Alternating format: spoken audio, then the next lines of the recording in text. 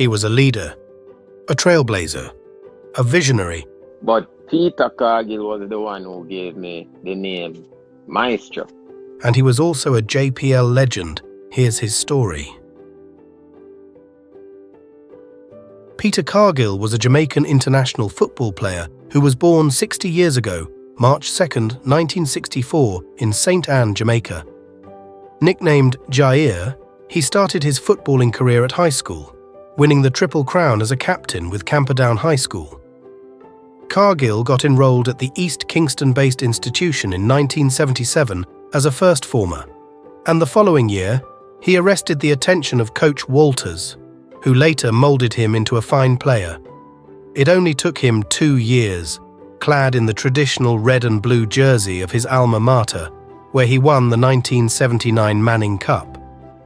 But his and the school's highest moment came in 1982, where he led the school to the Triple Crown, Manning Cup, Walker Cup, and Olivier Shield. In 2012, he was celebrated and inducted into the school's Hall of Fame. His impressive football credentials at Camperdown were replicated at the club level, where he was described as a coach's dream. He played for Swallowfield Football Club from 1984-86, Hazard United Club from 1986-87, with stops at CC Lions and Portmorant United. But he will always be remembered in local football for his time at Harbour, where he donned the famous yellow and blue from 1982-84 and later from 1996-99.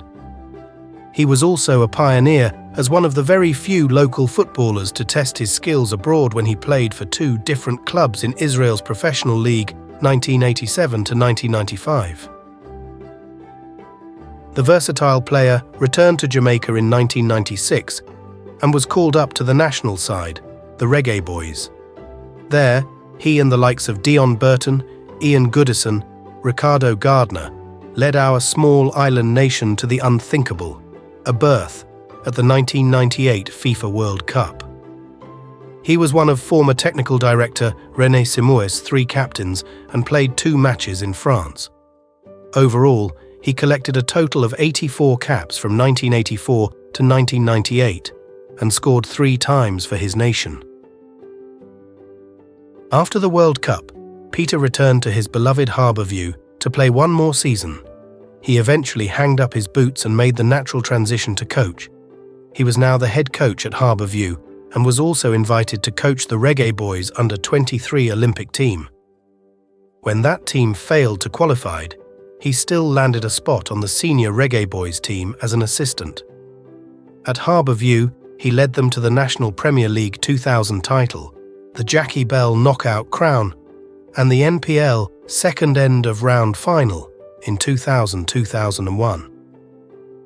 He also won the 2001 Knockout Jamaica National Federation Cup Championship, but perhaps his greatest legacy as a manager was helping to mould another JPL legend, Jermaine Hugh. Peter Cargill, one day I came to training and he just handed me one of those red Puma boots and said, "Ball, hold this."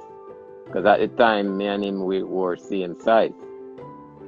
And I was so grateful.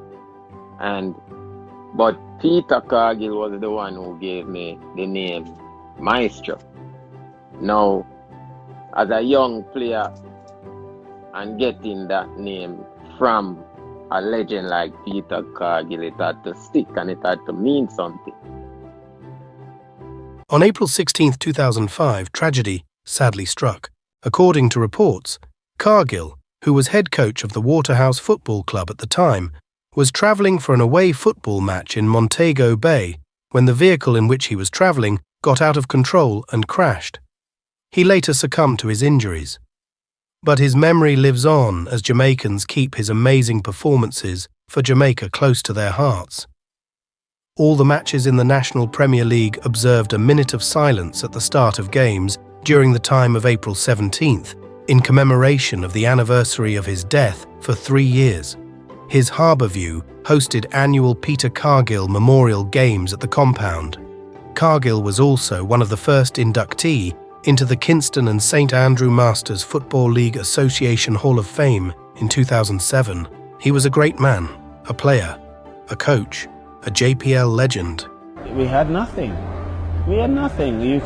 The fields we played on, where we trained, the stones, you know, there was nothing. The coach maybe had a friend who would bring some ice, and had another friend who would bring some oranges, and you know, that's where we were at. It's another avenue for the boys from the ghetto, for my son, for other people's children, to look another way out of poverty, you know, and it's very important to me, because I was one of the poor ones too, and football lifted me out of the ghetto.